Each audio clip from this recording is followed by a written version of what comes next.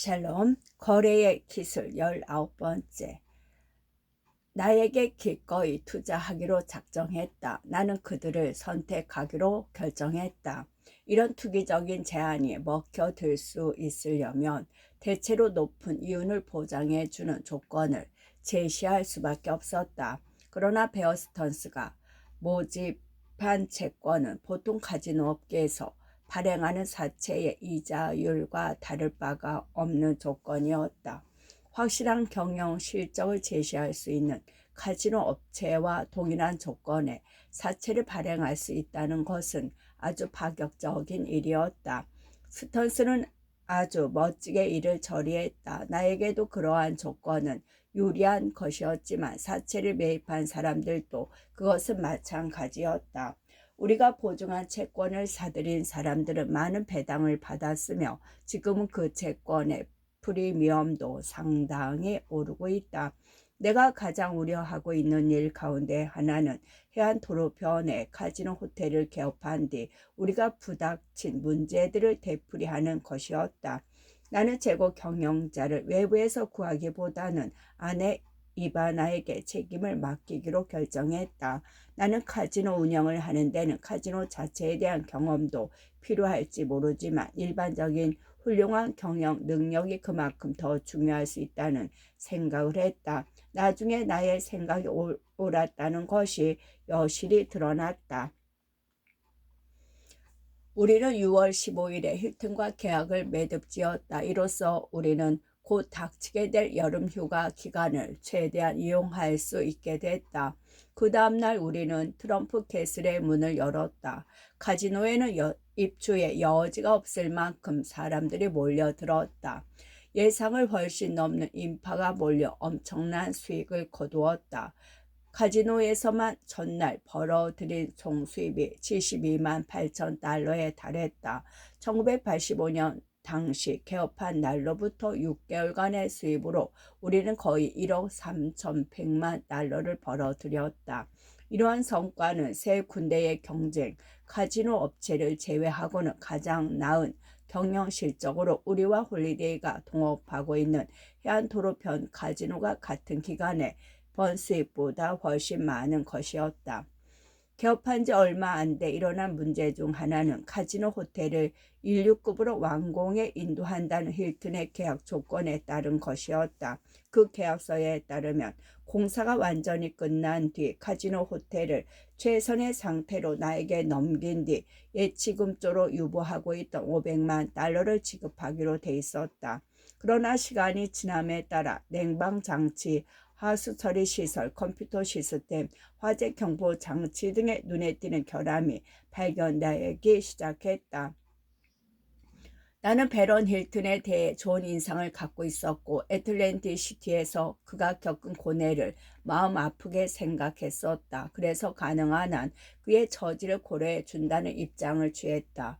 결과적으로 돈 문제가 골치 아프게 공방전의 양상으로 전개되는 바람에 나는 벨런에게 직접 전화를 걸기로 작정했다. 나는 그에게 분쟁이 해결되지 않고 있으니 함께 만나 이성적인 해결 방안을 모색해 보자고 제안했다. 베런은 반갑게 나의 전화를 받았다. 그는 오늘 월요일이나 화요일에 뉴욕으로 갈 예정이라며 그곳에서 만날 약속을 정하자고 말했다. 그러나 월요일 아침 내가 사무실로 돌아왔을 때 힐튼 측이 500만 달러를 즉각 지급하라고 소송을 제기했다는 소식이 들려왔다. 나는 그 소식을 믿을 수가 없었다. 나는 먼저 베런에게 다시 전화를 했다. 나는 그에게 내가 당신에게 이번 주에 함께 만나서 이 문제를 해결하고자 말했는데도 소송을 제기했다니 도저히 이해할 수 없다고 말했다. 베런은 완전히 발뺌하는 자세를 보였다. 그는 소송에 관해 전혀 듣지 못했다고 말했다. 그리고 나에게 힐튼의 부사장이 글레그 딜런에게 전화를 걸어 알아보라고 제안했다. 그러나 딜런 역시 소송에 관해 전혀 아는 바가 없다며 같은 입장을 취했다. 사장과 부사장 둘 다 회사가 제기한 중요한 소송을 모르고 있다는 것은 도대체 말이 되지 않는 일이었다. 나는 소송이 불가피하다고 생각했다. 나는 베런이 함께 만나서 해결하자고 말했을 때 그가 약속을 지킬 것이라고 생각했다. 만약 이런 식으로 서로 대화를 통해 해결을 할 수 없는 사정이라면 이야기는 달라질 수밖에 없었다. 그날 이후 나는 더 이상 베런을 변호해 줄 필요가 없다고 생각했다. 변호사들에게 즉시 반대 소송을 제기하라고 일렀다. 1986년 4월 2일 우리는 트럼프 캐슬의 공사에 관련한 49가지의 결함을 일일이 조사한 뒤 수리 비용에 대한 견적 서류를 정확하게 작성했다. 수리 비용은 우리가 힐튼 측에 지급해야 할 500만 달러를 훨씬 초과하는 것이었다. 힐튼 측과 우리가 각각 제기한 소송은 계류 상태였다. 그러나 나는 우리가 절대 승소할 것으로 확신했다. 이러한 약간의 잡음이 있기는 했지만 트럼프 캐슬의 사례는 대단한 성공작이었음이 틀림없다. 아내 이바나는 대단한 공을 세웠다. 그녀의 빈틈없는 일솜씨는 칭찬할 만한 것이었다. 특히 그녀는 애틀랜틱 시티 최고 사람들을 체계적으로 잘 선발해내는 등 인사의 일가견을 보였다. 또한 그녀는 호텔 내부 장식에도 신경을 많이 써 트럼프 캐슬은 어디에 갖다 놓아도 손색이 없을 정도로 멋진 내부 구조를 갖게 됐다. 한마디로 카지노 호텔 내부에서는 조금만 흠도 찾기 힘들 만큼 그녀의 세심한 손길이 군데군데 닿아 있었다. 이렇게 뛰어난 경영 수완을 발휘한 덕인지 1986년 한 해 동안에 2억 6천만 달러를 벌어들였다. 이것은 한 해 수입으로는 기록적인 것이었다. 우리는 앞으로 3억 1천만 달러를 벌어들일 계획을 세워놓고 있으며 그때는 순수익이 7천만 달러를 넘게 될 것이다. 이러한 성공은 내가 육감을 믿고 과감하게 투자했기 때문에 가능한 것이었다. 제10장 트럼프 파크 세계가 주목한 조호와 콘도미니엄. 가끔은 싸움에서 패배를 맛봄으로써 다음번 전쟁에서 승리할 수 있는 새로운 방도를 찾을 수 있는 경우가 있다. 이때 필요한 것은 충분한 시간과 약간의 행운이 따라주기만 하면 된다. 나는 센트럴파크 사우스 100번지에서 그와 같은 두 가지 요소를 모두 가질 수 있었다. 지금부터 하고자 하는 이야기는 내가 센트럴파크 사우스 지역에서 낡은 건물을 매입하여 그걸 쓰러뜨리고 새로운 건물을 지으려고 했을 때 그 건물 내에 살고 있던 전세 입주자들이 내게 강력히 항의해 온 일에서부터 시작된다. 결과적으로 건물 입주자들이 싸움에서 이겼다. 그러나 내가 그들과 수년간의 치열한 공방전을 벌이는 동안 부동산 가격은 치솟았고 나는 당초 계획을 변경하지 않을 수 없었다. 우연히도 그러한 변화가 오히려 내게는 더 싼 투자와 더 많은 수익을 얻는 결과를 초래했던 것이다. 아이러니컬하게도 부동산 거래에서 가장 쉬운 일은 물건을 사는 일이다. 1981년 초 당시 부사장이었던 루이스 션사인이 내게 말하길 뉴욕 시내의 아주 좋은 위치에 있는 두 건물을 매입해 보는 게 어떻겠냐고 제안했다. 하나는 센트럴파크 사우스와 아메리카 애비뉴 모퉁이에 있는 14층짜리 주거용 건물이었다. 또 하나는 센트럴파크를 정면으로 대하면서 센트럴파크 사우스 100번지 지역을 둘러싸고 있어 건물 동쪽은 아메리카 애비뉴를 향하고 있는 바비존 플라자라고 하는 39층짜리 호텔 건물이었다. 그 두 건물들은 레브은행, 랑베르 브루셀 회사 그리고 엘리 그린버그시 3자의 공동 수요 형태로 되어 있었다. 건물 위치가 아주 좋았기 때문에 가격 역시 세계의 어느 부동산보다 비싼 편이었다. 또한 뉴욕 시내에서 널찍하게 우아한 거리에 위치하고 있을 뿐만 아니라 두 건물 모두 센트럴파크를 내려다보는 위치에 자리 잡고 있었다. 바비존 호텔은 약간 낡아 기껏해야 겨우 손익이란 맞출 정도의 중급 호텔이었다. 센트럴파크 사우스 100번지 건물은 당시 임대료 규제를 받는 아파트들로 가득 차 있어 그 정도의 임대료 수준으로는 건물의 운영비에도 미치지 못할 형편이었다. 그러한 불리한 요인들 때문에 나는 매우 싼 가격으로 건물 매입 거래를 할 수 있었다. 또한 그 건물들이 아직 부동산 매매 시장에 나오지 않았다는 점도 크게 도움이 되었다. 다른 경쟁 구매 희망자가 없었기 때문에 건물들이 가지고 있는 약점을 구실로 아주 싼 가격의 거래를 성사시킬 수 있었던 것이다. 뿐만 아니라 그 건물의 소유자들이 모두 부유한 사람들로서 건물을 파는 이유가 돈이 필요해서가 아니라 노후를 대비하여 부동산들을 하나씩 정리하려는 것이기 때문에 거래를 쉽게 성사시켰던 것이다. 그때 구입 가격으로 얼마를 지불했는가에 대해서는 말할 수 있는 입장이 아니다. 그러나 구입액은 모두 해봐야 오늘날 맨해튼에 인기 없는 지역에 있는 그 두 건물 넓이의 3분의 1 해당하는 빈 공터를 사기에도 부족할 만큼 싼 가격이었다. 나는 그때 두 건물이 벌어들이고 있는 수익에는 관심이 없었다. 그보다는 부동산으로서 가치를 염두에 두었다. 아주 좋은 위치의 부동산을 싼 가격으로 구입했고 거기에서 손해볼 이유는 하나도 없었다. 건물 매입과 동시에 임대료 수입을 얻을 수 있어 그 수입만으로 구입대금을 충당할 수 있었다. 혹시 상황이 되더라도 즉시 되팔아 차익을 얻을 수 있었다. 왜냐하면 아무리 부동산 경기가 나쁠 때라도 1급 위치에 있는 건물을 사고자 하는 사람은 얼마든지 있었기 때문이다. 또 다른 방안은 호텔을 약간 개수함으로써 1층에 있는 점포의 임대료를 올리는 것이었다. 더구나 센트럴파크 사우스에 있는 건물의 경우에는 임대료 상한 규제를 받는 아파트에 살고 있는 임차인들이 죽거나 이사를 가면 다른 임차인을 들여 아파트의 임대료를 올릴 수 있었다. 어찌 되었건 나는 투자에 대해 최소한의 이익이나마 얻을 수가 있었다. 그러나 당시 나는 최소한의 이익에 만족하지 않았다. 그 위치의 부동산에서 가장 큰 이익을 얻을 수 있는 방안은 두 건물을 모두 쓰러뜨리고 그 자리에 새로이 아주 멋진 초현대식 콘도미엄 타워를 건설하는 것이었다.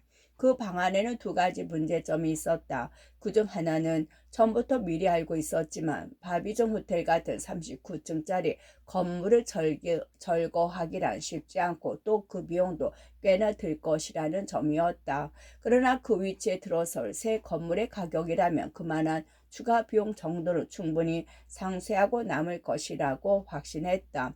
두 번째 문제점은 나중에서야 알게 됐지만 건물 내에 임대료 규제를 받는 아파트 입주자들을 쫓아내기가 법적으로 거의 불가능하다는 사실이었다. 입주자들 중 상당수가 이주에 반대할 것쯤은 미리 짐작하고 있었지만 시간은 내 편이라 여겼었다. 일이 지체되는 것이야 얼마든지 참아낼 여유와 준비가 되어 있었다. 그러나 나는 입주자들이 얼마나 강력하게 이주를 반대하고 나설지에 대해서는 과소평가하고 있었다. 그때 나는 비로소 아주 간단한 원칙을 새삼 실감했다. 아파트 임대료가 저렴함에도 불구하고 아파트 넓이가 넓을수록 그리고 그 위치가 좋은 지역일수록 입주자들의 이주에 대한 저항은 더욱 강하다는 사실이었다. 변두리의 낡은 아파트에 살고 있는 사람들은 이주시키기란 어려운 일이 아니다. 마찬가지로 좋은 지역의 아파트를 임대료 규제를 받기에 싼 가격이 아니라 시세대로 임차하여 살고 있는 사람을 비슷한 가격에 같은 동급의 다른 아파트로 이주시키는 일도 약간의 금전적인 자금만 주면 얼마든지 가능하다. 그러나 센트럴파크 사우스가에 살고 있는 입주자들의 경우는 달랐다. 뉴욕 시내의 썩 좋은 위치에 높은 전장과 벽난로까지 갖춘 아름다운 아파트, 게다가 주위 경관까지 멋진 곳에 사는 사람들은 안간 힘을 다하여 이주에 반대하고 나섰다. 사실 임대료 규제 하에서 그들은 그만큼 불로소득을 취하고 있었던 것이다. 임대료 규제가 없고 시세대로 임대료를 정할 수 있었다면 그들은 그 당시 실제 지불하고 있었던 임대료의 약 10배 정도를 냈어야 했기 때문이다. 만일 내가 그를 입주자의 한 사람이었더라도 아파트를 비워달라는 요구에 대해서는 스스로 먼저 일어나 저항 운동을 주도했을 법했다. 당시 임대료 규제 제도는 혜택을 받은 일부 사람들을 제외하고는 모두에게 거대한 불평거리였다. 다른 원인도 있었겠지만 임대료 규제 제도 때문에 지난 20년 동안 뉴욕 시내에서는 극심한 주택난이 계속되고 있었다. 정부의 정책이 의도대로 이루어지지 않고 실패를 낳으며 역효과가 엄청나듯 임대료 규제 제도 역시 본래의 의도와는 정반대의 부작용만 양산하게 된 것이었다. 원래 임대료 규제 제도는 1943년에 연방정부의 시한적인 조치로서 시작되었다. 제2차 세계대전에 퇴역 군인들을 위해 그들의 값싼 아파트에 입주할 수 있도록 미국 내 전역의 아파트 임대료를 한시적으로 동결한 조치였다. 그러한 당초 목적을 달성한 후 규제 조치는 1948년 이전에 건축된 모든 주택 및 아파트들을 임대료 규제 대상에 포함시켰다. 그로 말미암아 뉴욕시는 500만 뉴욕 시민 모두에게 양도할 수 없는 권리, 즉 저렴한 주택에 입주할 수 있는 권리를 부여한 셈이 되었다. 그러한 조치는 일견 훌륭해 보였다. 단 하나의 문제점이라면 애당초 시 정부에서는 그 조치에 수반되는 비용을 떠맡을 생각이 없었다는 것이었다. 대신에 시에서는 아파트 소유자들로 하여금 임차인들을 위해 그들 소득의 일부를 떼어 보조케 하는 대안을 생각했던 것이다. 연료비, 인건비 등을 포함한 아파트 관리 및 보수 비용은 계속 상승했건만 시에서는 건물주들이 임대료를 인플레이션율만큼 인상해 시키는 것을 허용하지 않았다.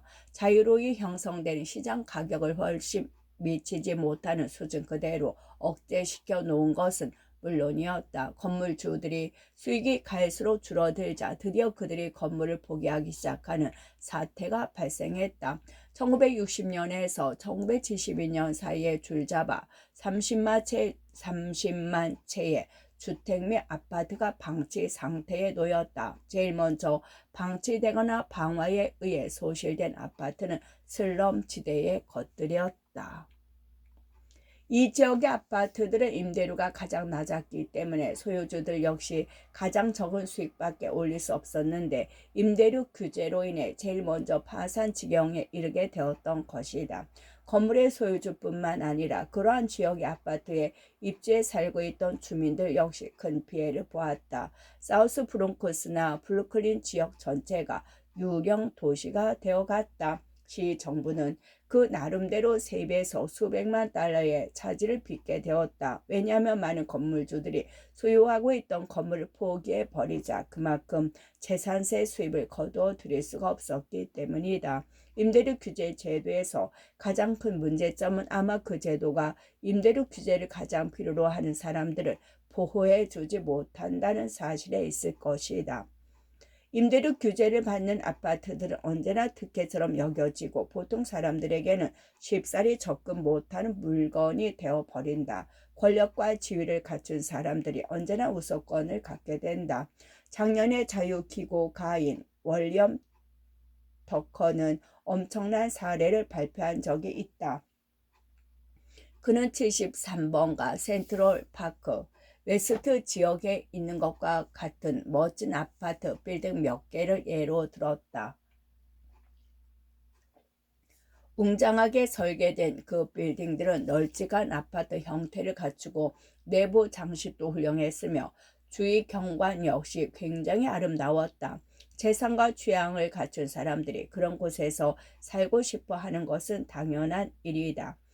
여배우 미아 페로는 그 빌딩 내에서 방이 10개나 되는 아파트를 차지하고 있었다. 그 방들은 모두 센트럴 파크를 내려다보는 위치에 있었지만 그녀는 아파트 임대료로 매월 $2,000를 내고 있었다. 만일 임대료 규제가 없이 그 방들이 완전히 경쟁 상태에서 임대된다면 그 임대료는 아마 매월 $10,000는 좋게 되었을 것이다. 가수이자 작곡가인 칼리 사이먼 역시 같은 건물 내에서 방이 10개짜리인 아파트를 차지하고 있었지만 임대료는 역시 매월 $2,200 $500밖에 지불하지 않았다. 지미 카터 대통령 시절 유엔 주재 대사였던 저명한 변호사 윌리엄 베인더 휴벌은 오번가 근처의 멋진 빌딩 내 방 6개짜리 아파트에 살면서 집세가 한 달에 $650를 지불하고 있었다. 가장 전형적인 예는 뉴욕 시장이 에드코에서 찾을 수 있다. 콕은 그리니치 빌리지에서 경관이 좋은 지역에 테레스가 딸린 방 3개짜리 아파트에서 살고 있었다. 그러나 그는 집세로 시세의 5분의 1 정도밖에 되지 않는 $350만 지불하고 있었다. 더욱 어처구니 없는 일은 콕 자신은 그 아파트에서 살지도 않았다는 것이다. 그는 시장 관사인 그레이시 맨션에서 살고 있었다. 나는 주택 임대료 규제 조치의 폐지를 주장하는 사람은 아니다. 다만 임대료 규제를 받고 있는 아파트에 사는 사람들에 대해서는 그들의 연간 수입을 조사할 수 있는 제도적인 장치가 있어야 한다고 생각한다.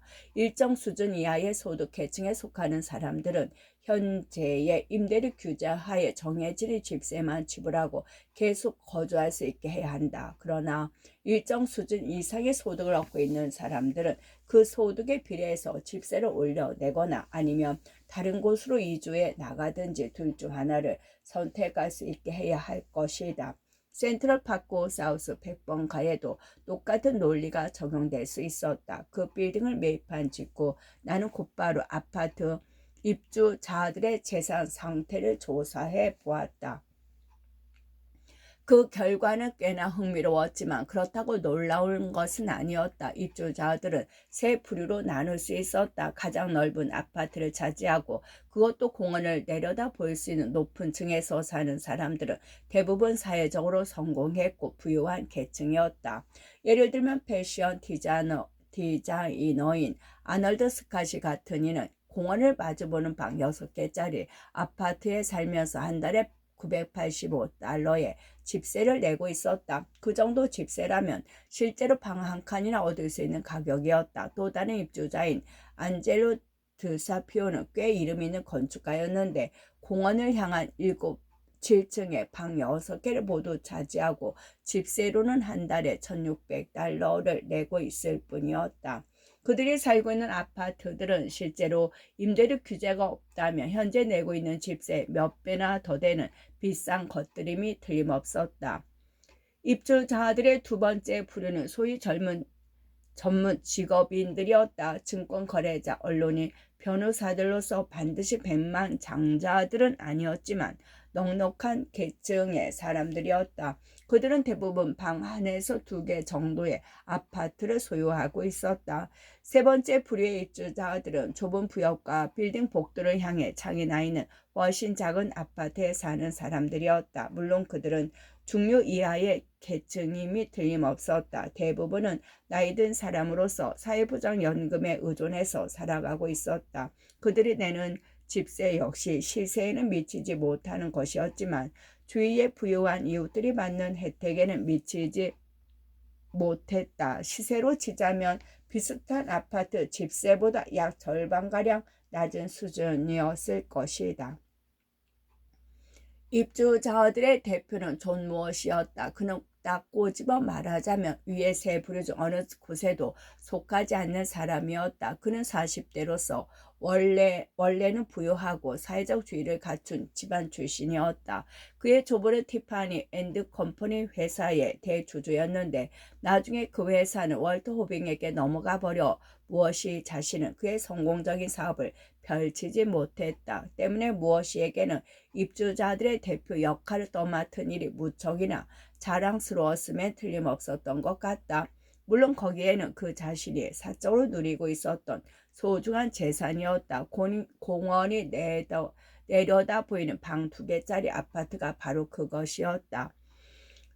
바비존 플라자를 비우는 일은 쉬웠다. 필요한 일이라고는 호텔 예약을 받지 않는 것뿐이었다. 물론 호텔 수입이 중단되기는 했지만 그 전에 센트럴파크 사우스 100번지 빌딩에 사는 입주자들을 모두 소개시키면 일은 계획대로 진행되는 셈이었다. 그러나 불행하게도 나는 일의 시작부터 중대한 실수를 범했다. 나 스스로가 그런 계획의 실천에 직접 나섰어야 했는데 그렇게 하지 않은 것이었다. 과거에는 언제나 스스로 나서서 일을 처리했고 또 그렇게 하는 것이 훨씬 효과적이었다. 그런데도 솔직히 말하자면 입주자들에게 집을 비워달라고 설득하는 따위의 일은 내가 그리 좋아하는 일은 아니었다. 따라서 나는 입주자들을 소개시키는 일을 전적으로 담당해온 한 회사를 시켜 그런 작업을 진행하기로 결정했다. 시터드 매니지먼트 회사가 그런 일에는 적임일 거라고 여러 사람들이 추천을 했다. 나 역시 일을 시끄럽게 만들고 싶지 않았다. 빌딩이 들어서 있는 위치는 도심지로서 많은 사람들의 눈에 금방 띄는 곳이었고 이미 빌딩 내 입주자들이 내게 공격의 화살을 겨누고 있는 터였기 때문이었다. 시터들사를 고용한 다음 남은 일이란 문제를 만들어내는 것이었다. 나의 당초 계획은 매우 단도직입적이었다. 우리는 빌딩 내 입주자들에게 우리가 곧 그 빌딩을 헐어버리고 그 자리에 새로이 더 큰 빌딩을 지을 계획임을 설명하고자 했다. 그런 다음에는 입주자들이 새로운 거처를 찾을 수 있도록 도와주겠으며 이주 비용도 지불해 주겠다고 유인할 생각이었다. 그러나 입주자들은 재빨리 서로 단결했다. 그들은 입주자회를 구성한 다음 그들의 입장을 대변해줄 법률회사를 위촉했다. 위촉에 드는 비용은 문제가 되지 않았다. 입주자들 중 부유층이 얼마든지 비용을 부담할 용의가 있다고 나섰다. 몇 사람은 1년에 $8,000 정도까지 부담하겠노라고 공언했다. 실제로 그런 비용쯤이야. 그들이 새로이 아파트를 구해 나갈 경우 지불해야 할 한 달에 $10,000 정도에 비하면 오히려 싼 편이었다. 입주자들이 위촉한 법률회사는 퇴거당할 처지에 있는 유사한 사람들을 대변하는 일에 꽤 이름을 날린 회사였다. 그 회사는 빌딩 주인인 내가 고용하고 있는 법률회사보다 오히려 수지가 더 좋은 상태였다. 그들이 하는 일이란 건물주의 퇴거 요구에 가능한 한 모든 수단을 동원해서 저항하고 모든 일을 법정에 끌어내어 가능한 최대의 시간을 벌면서 그동안의 건물주로부터 될 수 있으면 많은 양보를 얻어내는 것이었다. 나는 센트럴 파크 하우스를 헐어버리고 그 자리에 새로운 건물을 짓는 데는 아무런 법률적 하자가 없음을 확신하고 있었다. 임대료 규제를 받지 않고 있는 아파트 입주자들을 퇴거시키기 위해서는 단지 건물주로서 계획, 즉 기존 건물을 쓰러뜨리고 그 자리에 새 건물을 짓겠다는 계획을 통보해주기만 하면 충분했다. 임대료 규제 하에 있는 입주자들을 퇴거시키기 위해서는 좀 더 까다로운 조건을 충족시켜야 했지만 그때 상황으로서는 아무런 어려움도 발견할 수 없었다. 우선 나는 새로이 지을 빌딩은 기존 건물보다 최소한 20% 정도 더 많은 아파트 가구수를 갖게 될 것이라고 증명해야 했다. 그런 조건은 아주 쉬웠다. 왜냐하면 그 자리에 더 큰 건물을 짓는 편이 내게 경제적으로 훨씬 더 유리했기 때문이다. 둘째로 기존 건물로는 거기에서 나오는 순수익이 건물 자산 가치의 8.5% 미만임을 증명해야 됐다. 임대료 규제 때문에 그 건물의 자산 가치는 겨우 $150만 불과했는데 그 정도 가치라면 시정부가 걷어들이는 재산세 수입이 거의 없는 상태라는 뜻이었다. 뿐만 아니라 당시 은행 부채의 원리금 상환액을 비용의 일부로 인정되지 않았지만 그 빌딩 수익률은 8.5%에 미치지 못하고 있었다. 원리금 상환액까지 비용에 포함한다면 그 빌딩 운영은 적자 상태를 나타냈다. 어쨌든 규정대로만 한다면 시에서도 나의 계획을 타당한 것으로 인정하고 입주자들에게 퇴거 명령을 내릴 것이라고 확신했었다. 1981년